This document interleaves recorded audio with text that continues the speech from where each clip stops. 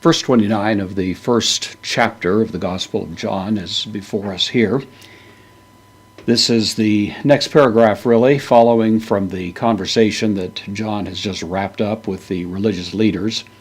We have the definite article te in the dative case, dative of reference, really, referring to the next day. This particular adverb, apaurion, means the next day. It really doesn't come in any form than this. So with reference to apaurion, the next day, blepe, from blepo, I see, this is the third person singular, present active indicative. The next day he sees, referring to John the Baptist, direct object, tone, Yesun, the Jesus, in the accusative case.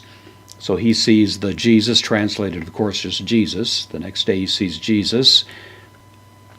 Here's the accusative participle, present tense. He sees Jesus coming.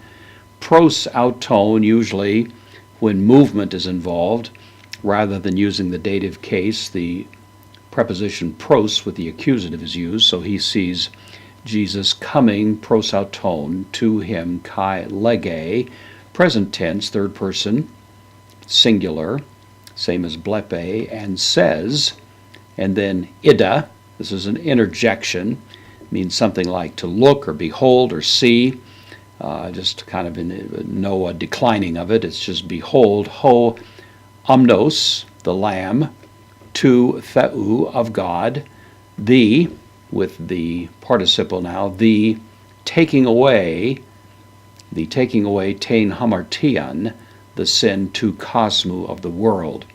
So behold, the Lamb of God, the taking away the sin of the world one. That's the particular Lamb of God, as it were, that John is referring to here. Of course, one of the most powerful and impressive statements we have from John the Baptist, and one of the most powerful connected to the identity of this one who's already been identified for us as the Logos, the one who became flesh, the one who was God himself, face to face with God, in the bosom, as it were, of God, who is introduced now, identified by John the Baptist, the one who comes before, preparing the way.